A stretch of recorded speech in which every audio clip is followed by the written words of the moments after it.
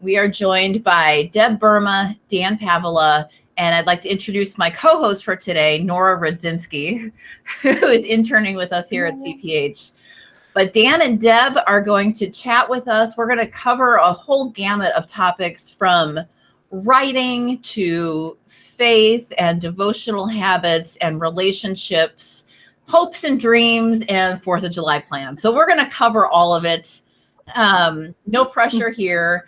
So if you're joining us today, we'd love to hear from you in the comments. Say hello in the comments. Let us know where you're watching from. Gail knows the drill on this. She's joining us from Janesville, Wisconsin. So hop on in, say hello. If you have a question for Dan or Deb, or even for Nora about her experiences as an intern. She's also a student of Dr. Paavola's at Concordia University, Wisconsin. So it's wide ranging today. We're going to go all over the place, and I think it's going to be great fun. So without further ado, hi, everyone. Hi, Eden Keefe is the first one to jump in here since no one, Dan and Deb are talking. Eden is saying hello, and Chris Wagner is saying hello from Deb's hometown of Columbus, Nebraska. We've got Jana watching. All the Columbus, Nebraska folks are on. Dan, you're going to have to bring the Wisconsin heat. I know. Yeah. We need more Wisconsin. But to be fair, I kind of gave a little nudge to my Nebraska sisters in Christ right here by me. Thanks, Jana. Thanks, Chris. Thanks, Carrie. Jonathan Schultz is watching too. So we really need to be on our best behavior with the interim president of CPH tuning in. He might have some hard-hitting questions for each of you. Bring them on. Kathy Kingle says hello. She has a future CUW student in the fall. Wonderful. Let's see. We'll just run through the list here. Ruth says hello from New Hampshire. Eden says it was great to see you, Deb, at the LWML convention. We've got Florida online with Catherine. So this South Dakota, home state. There you go. So let's see, where should we start? Nora, where would you like to start today with questions? Well, I think we should start with the intro question for today, just to get to know you guys a little bit better. Obviously, we've personally met maybe a couple times, but what are you doing this weekend for July 4th? Sure. I'd love to hear.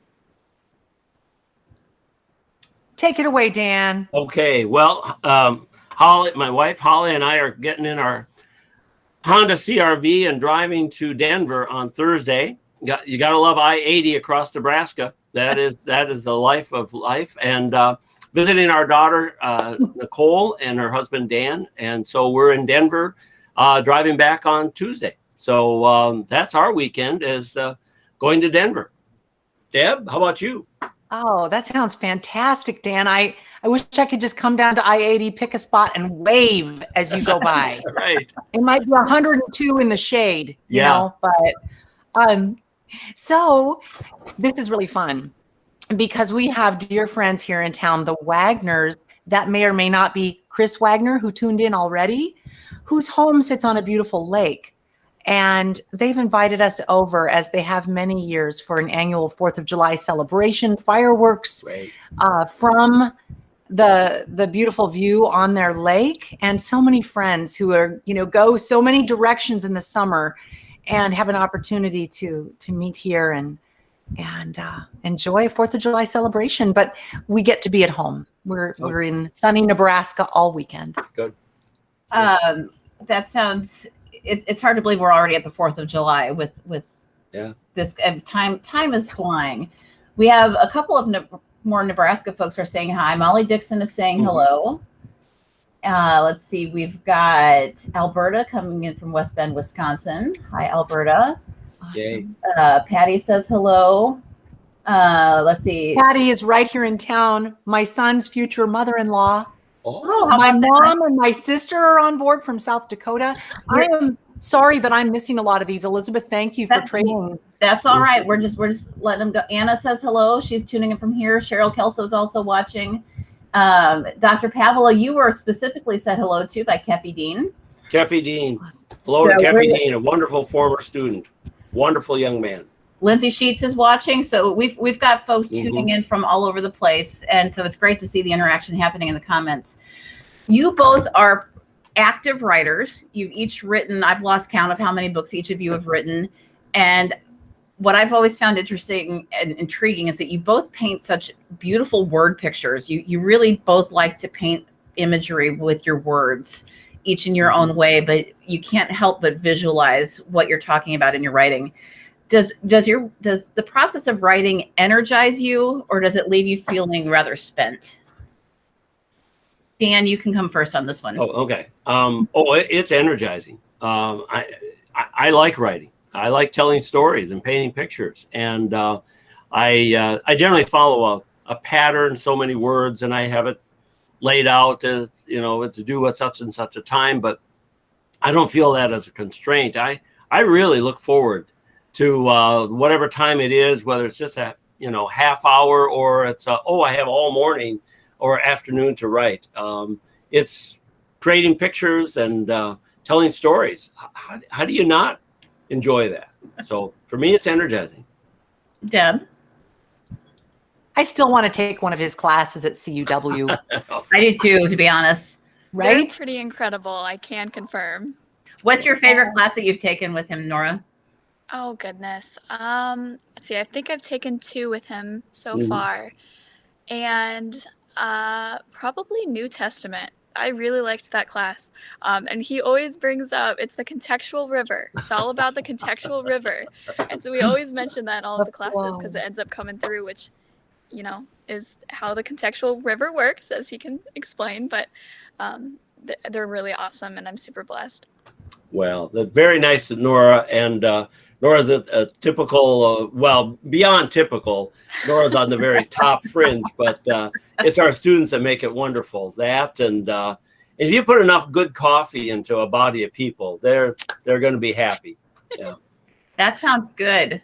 Deb, does writing energize you or exhaust you, or both? Writing and coffee energize me. Again, Dan, I hear that you until COVID hit, coffee is a free-flowing thing in your classroom.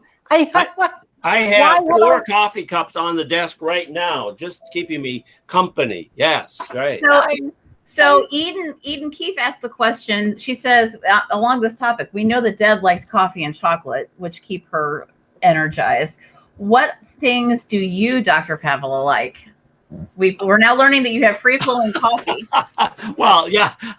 As Nora knows, my favorite coffee is Cameron's chocolate caramel brownie coffee. I know that's not Nora's favorite. Nora's more of a straight coffee person. But, Deb, coffee, chocolate. Right? Are these not the staples of eternal life? I'm sure that's what we're going to be served. Pretty sure. Yes. Yeah, they both come from a bean, which is very natural, grows on a tree, therefore both are vegetables. Oh, aren't you good? Aren't you good? Yes. Oh, you're good. So, okay, we're really on a little bit of a serious note, yes. More often than not, by far, writing energizes me. I've actually leaned into and gleaned from Dr. Paavola's beautiful use of word pictures. It's told me that I must be on base if I am doing likewise, because the pictures that he paints and the analogy that's drawn, it's parabolic language as Jesus spoke in, so that people could visualize and understand and remember key truths straight from the heart of Scripture. But as we're able to unpack it in a way that is maybe visual, tactile, memorable. And I think my writing style, if I may be so bold as to say, is similar to Dan's in that we both draw on that and then take you to the heart of the matter, point you to Christ, the ahas, and how, by his Spirit at work in us, what do our lives look like impacted in that way fully through him, that we live differently as a result. Isn't that beautiful? And if I may, just to pounce on Deb's latest book, I had a chance to say that, when Deb tells her story, you read it and realize that it's really your story. And Deb, you make these wonderful stories that apply to all of us. And it's across generations, time, setting. And that's, I think, the magic of your writing in that storytelling mode. It's not just oh, well, that's an interesting idea about you, like the princess on the other side of the moat living in her castle. You fling open the doors, drop the drawbridge, draw us into your world, and we're right at home with it because it's our world. Do you see why I asked this gentleman to be an endorser for my book? Yeah. His words appear on the front page of Be Still and Know, and I'm forever grateful. Thank you, Dan. Thank you for that. Did you notice how he had to go there, that he's painting us a picture, even as he describes that, drops the drawbridge, draws us in. Thank you. That might be my takeaway today. Oh, Dan, we have a viewer question for you from Keffy. He says, asked you to talk about the picture of the Lord's Prayer. Sure. And Nora knows this from New Testament class. Deb is holding up Our Way Home, and it's just the Lord's Prayer is a journey that takes us from, we start with heaven, and we at the very heights, we walk with God, join the choir of heaven, and then we come with the one who's willing to go from heaven to earth with us. So thy kingdom come, thy will be done. We are there on earth looking still up to the heavens for daily bread and the flood of forgiveness. And then we're returned back up to heaven as the Father leads us not, but delivers us. And like a good father taking children home, he says, we're going home. And so that's just a very simple journey. The wonderful folks at CPH make it look much, much better in the graphics in the book. But it was that sort of a journey that I've shared with New Testament classes for, 25 years. I've been here 25 years, so a little while. That's a beautiful book. And you do paint the picture in there that draws people in such a way that they come away from reading that book saying, we'll never say the Lord's Prayer the same way again, which is a credit to your writing and your teaching. Nora, where should we go next with our friends?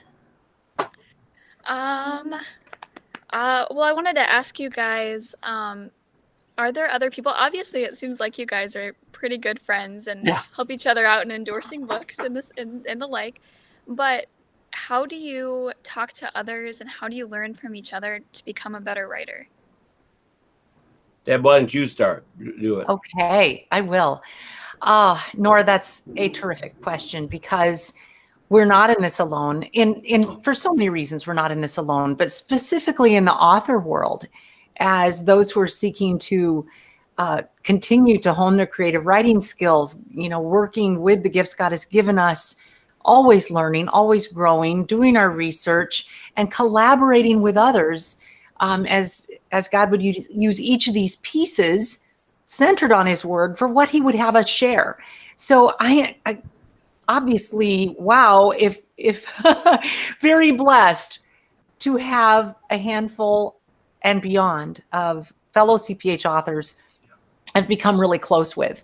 Just reading their work encourages and energizes me in my own writing, but face-to-face and even, digital communication back and forth with them has been so helpful to me. One of the ways it's very affirming is when I know they understand the struggle behind the scenes when words won't come, we're seeking direction, even spiritual battles that we're fighting in the unique way that happens for each person, but as an author.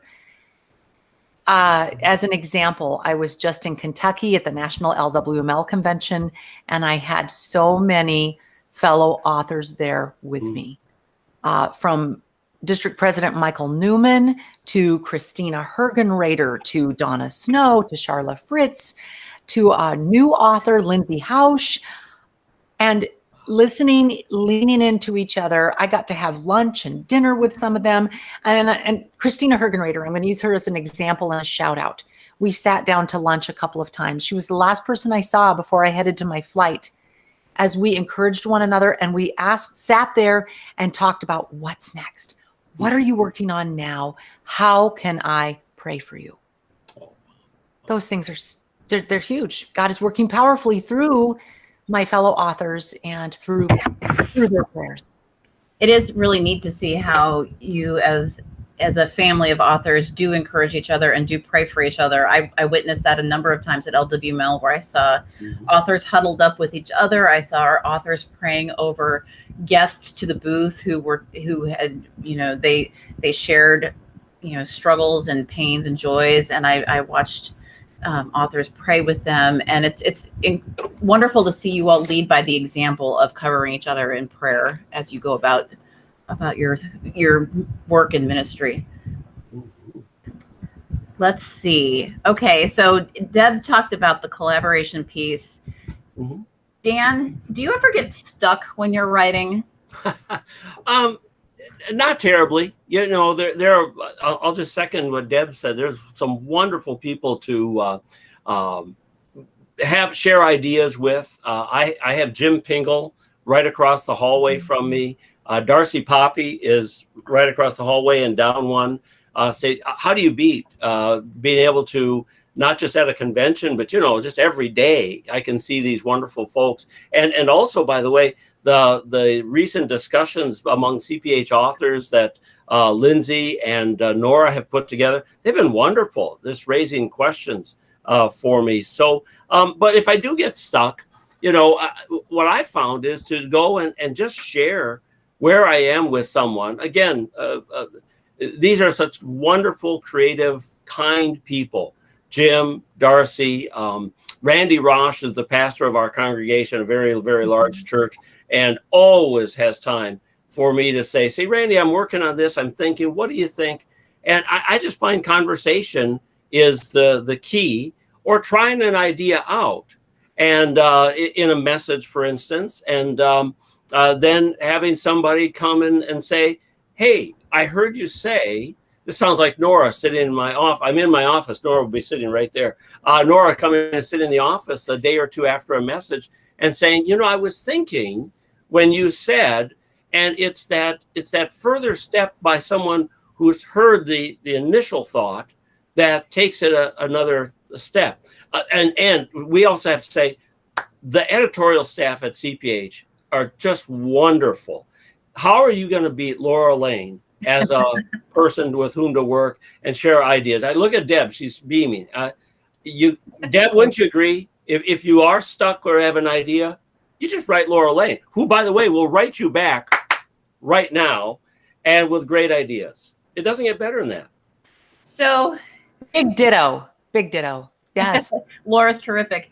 Eden is a font of questions, and they're all good. And Eden, I promise I'm going to get back to your first one later on in our conversation.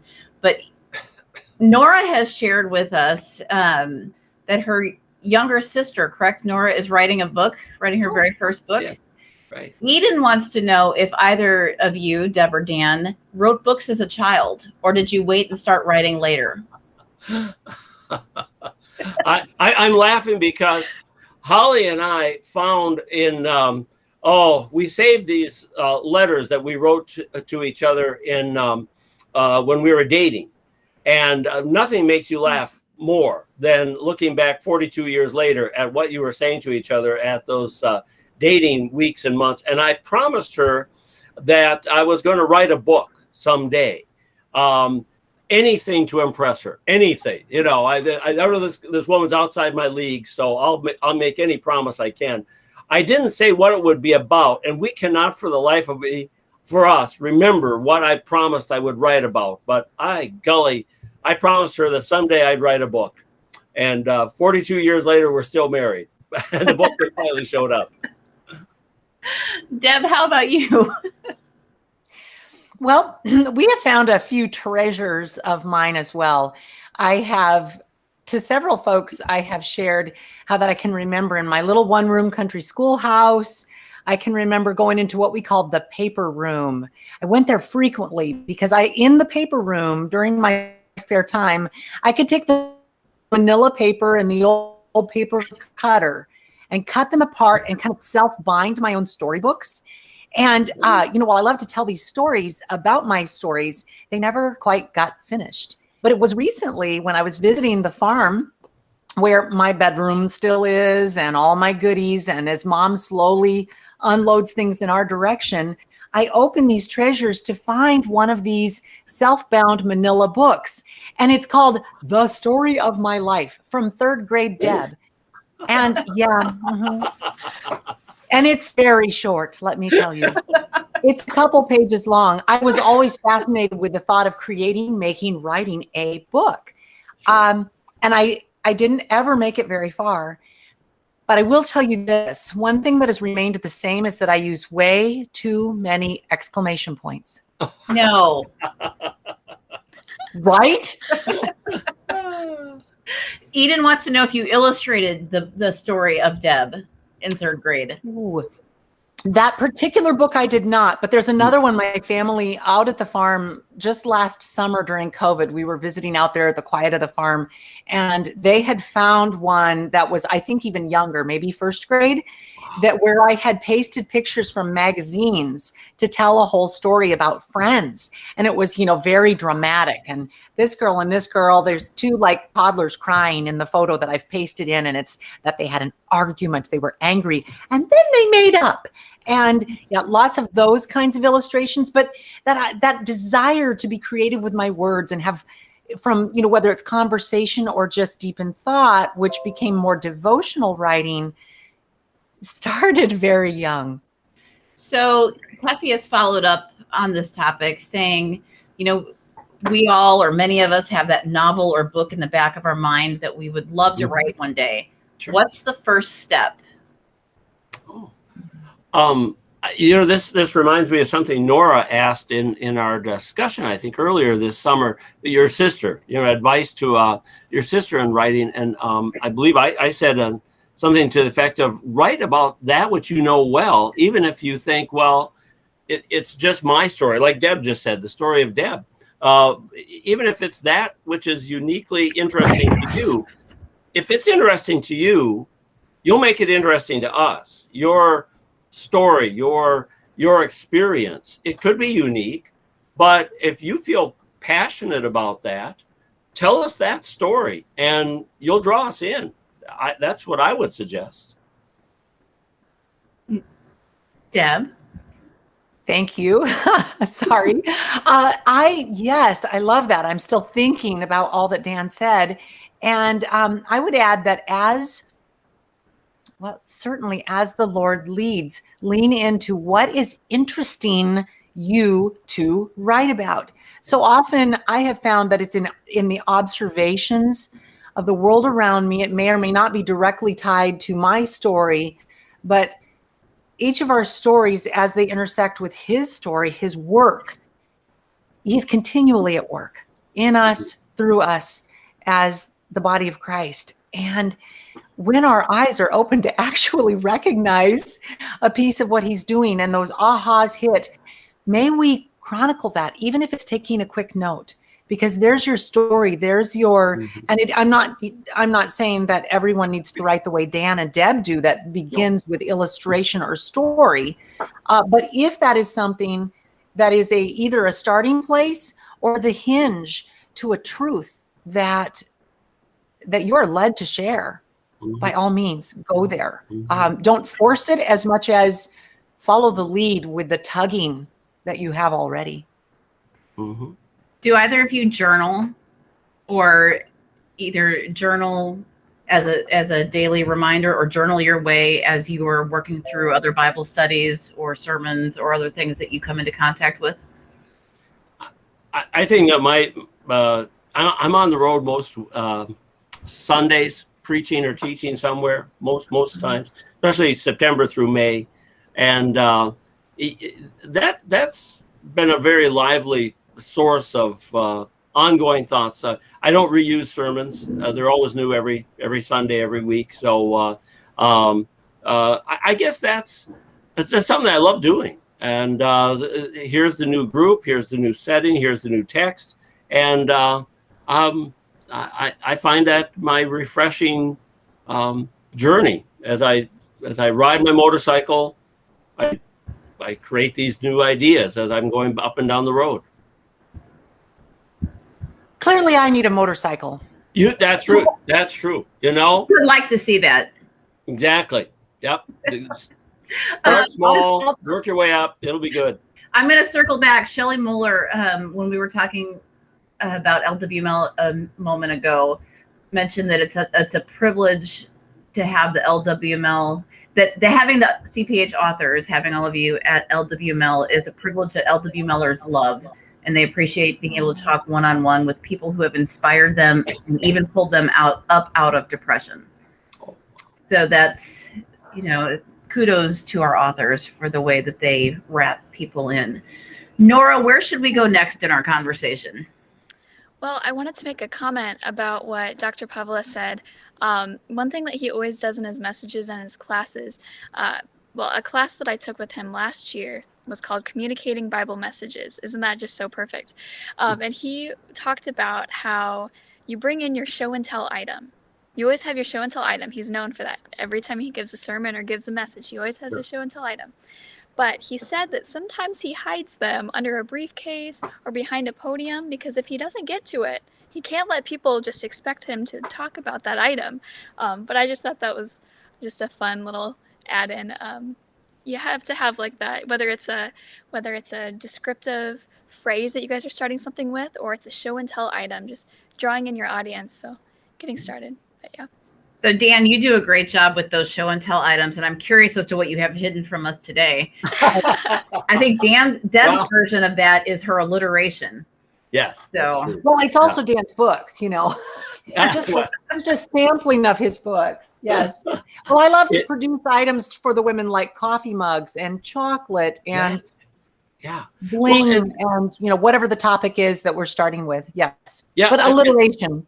And Nora's that's such a kind thought, and thank you for that. And you're absolutely right. Deb, you've done these long ones where you've been the speaker at a gathering that goes 3, 4, 5, 6 hours. Well, then when you do that, then you bring them all out because people know, well, you're going to use these. And it's interesting. Why do we have a coffee mug from North Dakota? There's the map of North Dakota on the coffee mug. Well, you leave it out there until maybe the 4th hour. And by then, they've gotten their own creative ideas. So sometimes I've just held up the item and said, so what do you think we're going to do with this? And you know what? Their ideas are better than mine. My gosh, we'll go. You give Nora a chance to be creative with a coffee mug from North Dakota. By little alliteration there, Nora and North Dakota, well, off we go, So it works both ways. Nora, you can bring it out as a surprise, or you leave it there and let them percolate their way through the ideas ahead of time. So Nora, I think you're going to have to go into the comments later and tell us what you would do with that coffee mug from North Dakota. I might have to do that. I'll have to start brainstorming some ideas. Yes, right. There it is again. Yeah. Map of North Dakota. Yes. All right, Nora, the next question is all yours. Sure. So you guys both just recently released books, and we've kind of briefly talked about that and how authors support one another. But what is one of the biggest blessings that you guys have seen through this process? Deb, go ahead. So the biggest blessing for me, while it's multiple, are similar. So I can still say blessing, but so many people already who have shared with me that this has come just when they needed it. And isn't that just like God? Mm-hmm. His timing, always spot on, even when we don't recognize it right away. And even if maybe when we've picked up something or it's been brought to it, we don't immediately see this, or maybe we do. Maybe right away we say, oh, this is what I need right now. But I'm hearing from women already who are writing to me, letting me know their first thoughts, letting me know what's speaking to them. Women at convention who came toward me with tears, stories, storm stories, because the imagery for me in and throughout Be Still and Know is about the storm. He is the refuge in every storm. He is our ever-present help. He is our strength because we desperately need his strength. we can be still in the midst of any storm because he is God. And may he be exalted in our lives as he's exalted in all the earth. So I see women coming to me with, I need this. Thank you. God is at work. Yeah. To him be all the glory. Mm-hmm. I agree with Deb. It's the people who come, whether Deb, they come up to you face to face, and or they'll email you, or in some other way, or Facebook, or say, "Oh, I was reading your book," and what I'm always fascinated is and who they're sharing it with. I had a gentleman come up just recently and say that he has his family reading "Flowing from the Cross," was the new one for me, and that. I'm just stunned, that, well, you've gathered your whole family around this book. Let's hope for CPAs they all bought separate copies. And the kindness. And then, Deb, as you said, too, it's the particular impact that a story, an idea that you had. Oh, you had that story or idea a year or two ago, when you were writing this. Right. And its timeliness to somebody who takes up the message and writes you because they read it today. Yeah. And today was when they needed it. But you wrote it a year and a half ago at a completely different time in your life and space. Isn't that an amazing meshing of the one to the other? And that distance and time mean nothing when God says, no, this time it's going to just be at the right time and place. So people are very kind. Exactly. They are, aren't they? They really very generous and very much authentic, even vulnerable to share a bit of their lives, a bit of their story. And, maybe not in every interaction, but enough to reach out, as you said, Dan, through the email, in person, some way that they reach out because they feel compelled to share. Right. And they see God's hand at work and recognize his timing. And I love how you reminded us of that. The time that you and I were in the midst of writing it, God knew for whom this would be. And think about when we're writing the books that you and I write, we're talking about storms in your life or forgiveness. Well, when people interact with that, they're not bragging about how they're the Fortune 500 leader of some company. They're talking about the storm they're going through in their own life or their need for forgiveness. Those are, humble stories. And the openness of people to share that's what they needed this book to do.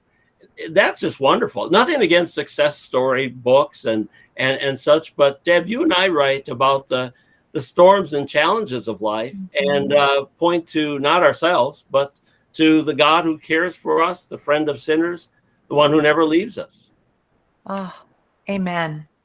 So many people have used your books to nurture their own personal devotion time and their study of scripture.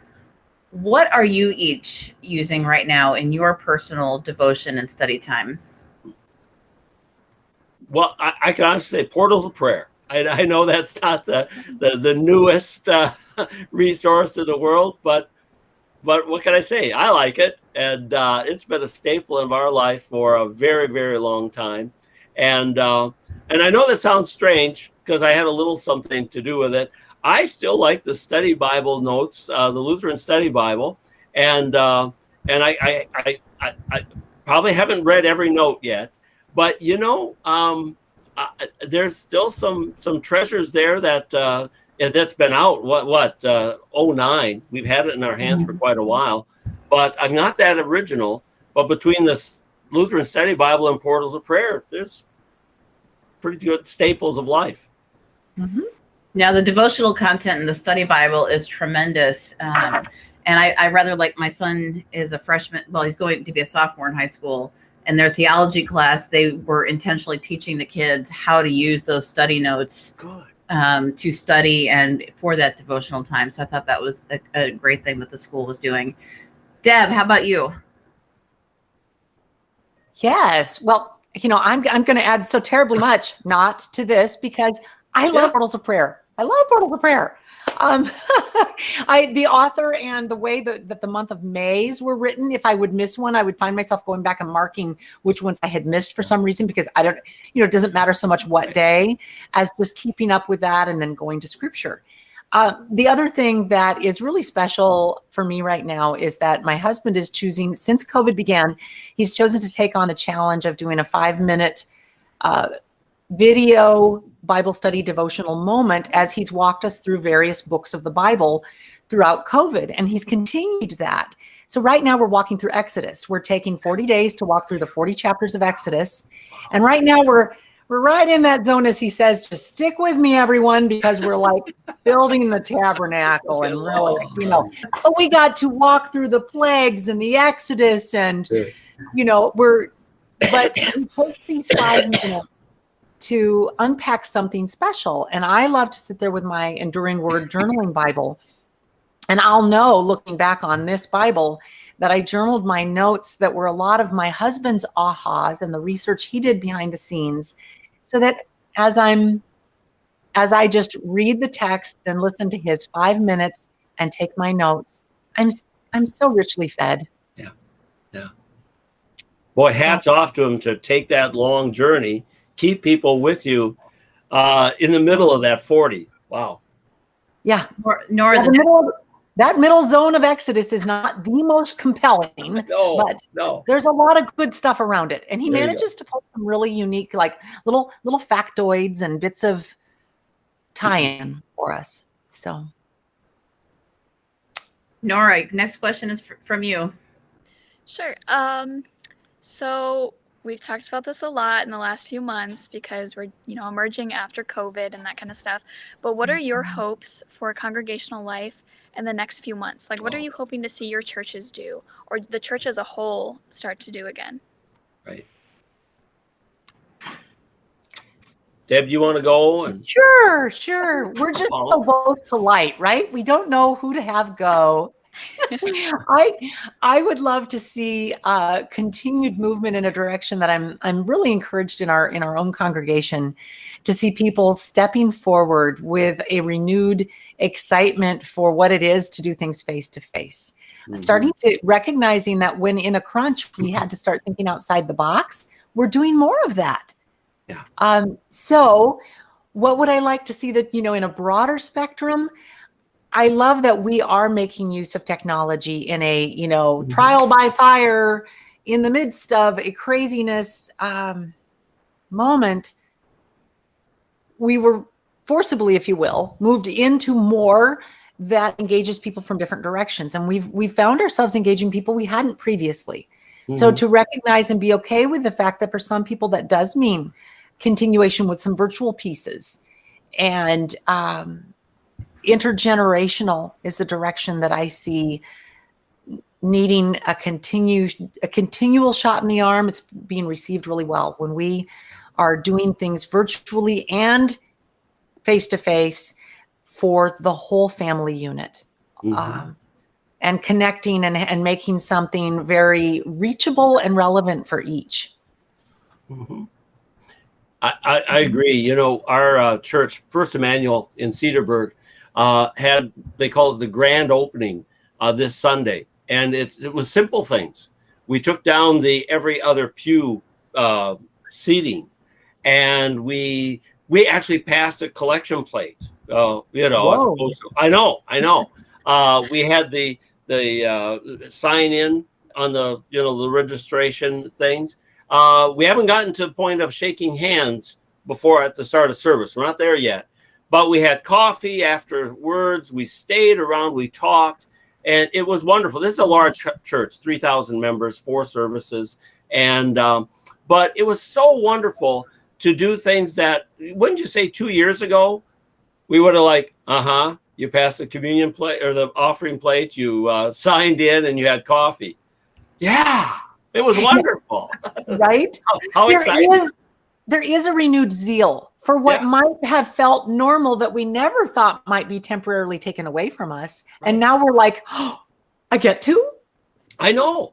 We stood around, Holly and I stood around talking after service for half an hour with people just because we could, just talking. And normally I think we would maybe, 10 minutes, let's go. No. So along with, I agree, Deb, 100% that the wonderful, the podcasts, the live streaming, those are wonderful things. We'll probably keep doing those, and they're creative. But I hope we also really appreciate some of the things we've been missing of personal interaction with one another. Yes. Deb, you mentioned Exodus and journeying through the 40 chapters of Exodus with your congregation, thanks to Corey's leadership. Are there books of the Bible that either one of you would like to see more study or writing done on? And we're taking notes in case that we assign those to you. Okay. Quickly, what's the shortest book of the Bible? Yeah, right. Well, first, I'm going to intentionally bunny trail just to give a shout out that Dan is one of them who has written earlier. He's written commentary style pieces on books of the Bible that I have directly quoted and referenced in Be Still and Know. Well, very nice of you, Deb. That's nice. Thank you. Yeah, and that's fun. Well, they're so readable. I so appreciate that you don't make it impossible to understand for lay folks like me, but at the same time, you're not afraid to take us into some very, deep places with context, history, and more. Well, that's very nice. Well, thank you. And again, all that goes to the wonderful folks at CPH who set the right goal and direction and such. I was going to say on that one, I think for Lutherans, Proverbs is an eternally interesting and challenging book. I'm interested because, of course, it's direction. So it checks off the law box of our law gospel mentality really well. But to what degree as gospel-centered people, because we really are, the center of our faith is the gospel, how do we take in the wonderful directions that Proverbs gives us? So I've always been interested in that, the gospel motivation and life that we might breathe into the directions in Proverbs, along with the great images that it brings us. Mm-hmm. Oh, excellent. Yeah. What he said, big time. Yes. I also would add that oddly enough, because my previous book, my title just before Be Still and Know was Joy, a study of Philippians. Philippians, such a beloved, easier read than many, beautiful 4-chapter letter of Paul's in the New Testament is one of them that Concordia has. Perhaps it's in the works, but we do not have a big blue commentary for No. Philippians yet. So I was doing a lot of research from everything I could get my hands on at the time I was writing this to seek that, the backdrop, the research, and was able to find that. Yes, absolutely. But I would love to see more on that. I've had readers say they would love more. A big blue commentary. I'll check with Dr. Mitchell. That one may be in the works. I just don't know off the top of my head. Nora, take us in the direction of new media. Yes. So I think, Deb, you mentioned this at the beginning or a couple of minutes ago. You were saying how COVID really gave us an opportunity to kind of rapid fire some things out and to try some new things. So I don't know if you guys have consumed some new media in ways that the gospel is being shared that you're really enjoying, whether that's spoken word. I've seen that, different devotional studies, different gatherings, or even art forms. Like, what are you enjoying right now? I am enjoying visual faith ministry.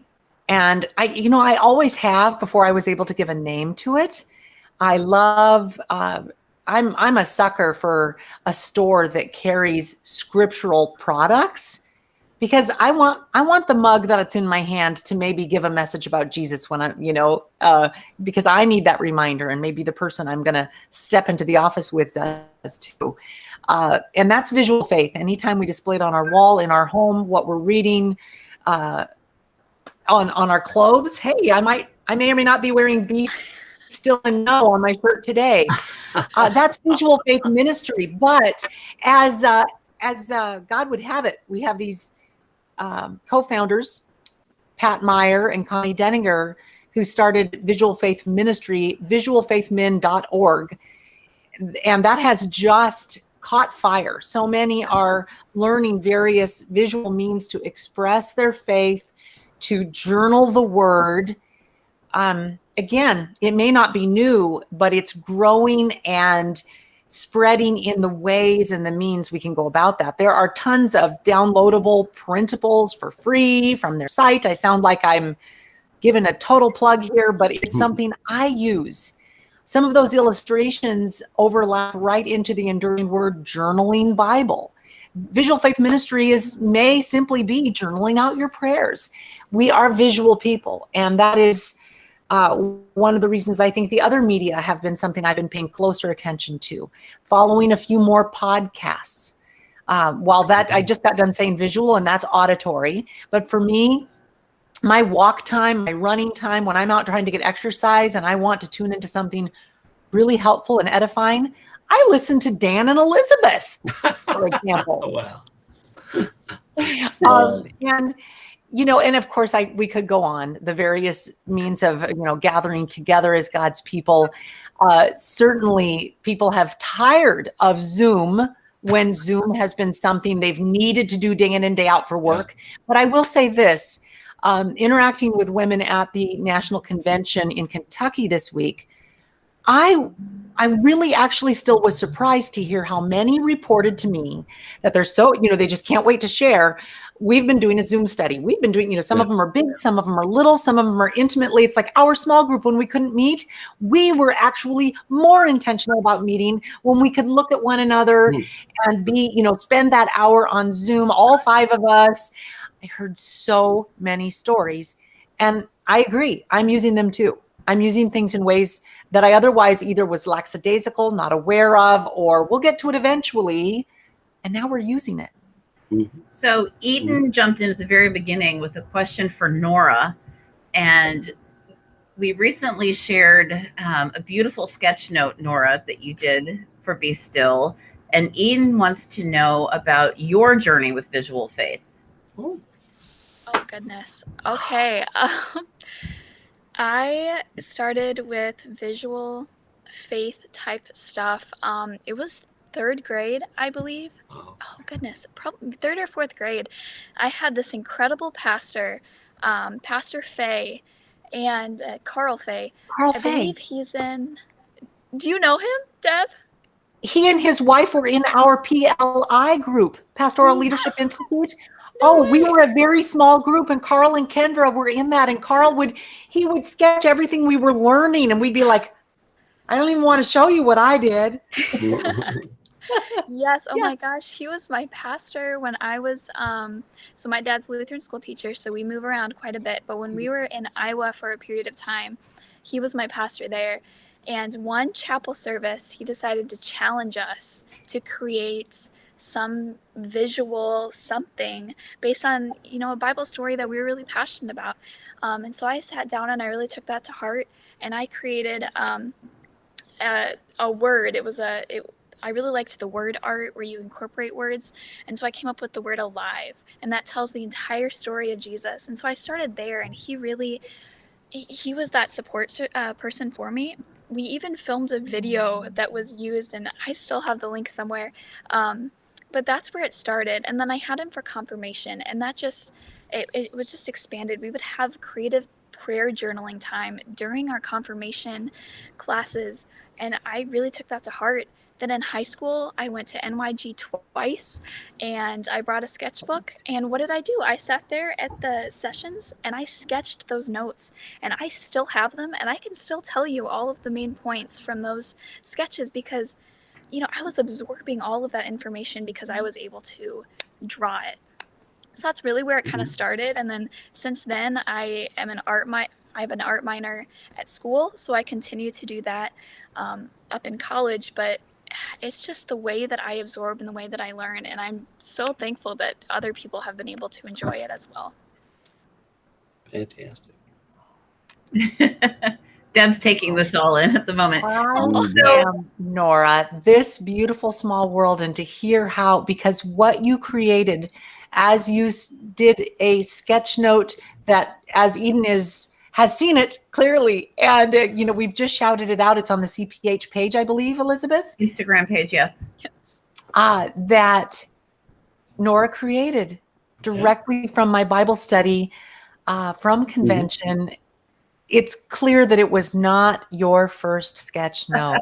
And what a beautiful way to remember. And it takes me right back to what Dan shared earlier, what we both embrace, that helps bring up everything to expression with the messages that we want to convey. Right.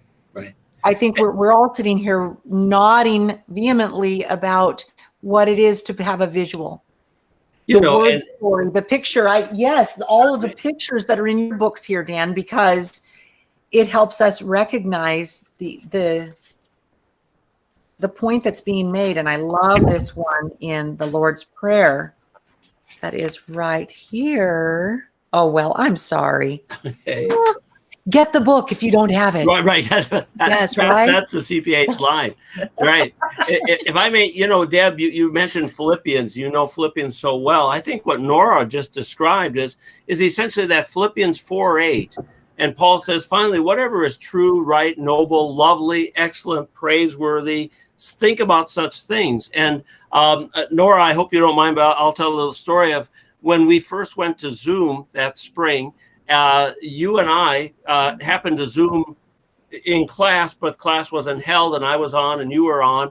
And you just gave me the art tour of your room. You were at home, and here's Van Gogh, and then, oh, Nora, after that, you've left me behind. I don't remember them all, but there were many. And it just struck me that Nora is a woman who surrounds her life with the true, right, noble, lovely, excellent, praiseworthy things of this world. And they become a doorway for others, whether it's just the appreciation of that art, but it's also an expression of what Paul is talking about in Philippians. Where's your mind? What are you focused on? And those things that are lovely. Now, on the other hand, I gave Nora a visual tour of my home office, and it was Indian motorcycles and Farmall Super M tractor pictures, but equally beautiful, I think. And Nora was kind enough to agree. So while we're grilling Nora, what questions, Dan and Deb, do you have for Nora? Oh my goodness! Now I'm on the other side of this. I'm going to give the classic. This one it's too easy. Deb will be more creative. Nora, you're going to be done with us in is it 1 or 2 years that we still get the joy of having you at CU Dub? 1 year? I'll be there for 1 more year. I'll graduate in May. Well, we would love to drag it out, but all right. So Nora, 5 years after you graduate, where are you going to be using those wonderful talents that you have? And everyone who knows you agrees, you are a wonderfully talented young woman. What do you think you might be doing 5 years after graduating? That's a great question. The dream is I would love to work for a nonprofit. I see how valuable it is here at Concordia Publishing, how many people we're touching the lives of. And I really want to be on the front lines of that. I would love to work at maybe a women's shelter or at a food pantry or something like that, where I can be talking to people every single day, learning their stories, getting to hear, the pictures that they paint with their lives. I would love to work in a place like that. So we can be the hands and feet of Jesus. That's what we talk about. But that's where I see myself. I don't really know. It's wherever the Lord leads me, but I really want to just be with the community and be with people, wherever that may be. Good. Sounds good. My question is going to take you right back to the visual faith ministry that you are so clearly using that art minor and that gift, that love you've had for so long already. What do you want to do next? How are you going to challenge yourself where visual faith ministry is concerned? And how might that be something that can impact others? Wow. That's a great question. I try to think. I love doing those pieces. for individuals and, to do notes on a Bible study like I was able to do for yours. That was awesome. One of the things that I've always wanted to do is a large mural, whether that's at a high school or on a street corner, just to have some art somewhere that everybody in the community can see. That's not just in our church circle. I want to expand and bring in other people who are not familiar with the church at all in a form that maybe they can connect to. So I guess that's probably where I'd love to see it go, is create some public pieces or something that can be shared out in the community.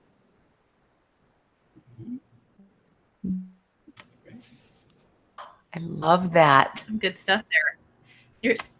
It's Oh. great to see Yes. where your sights are set, Nora. It's going to be fun to watch where you go after you leave us this summer. But I digress. Yes. Yeah.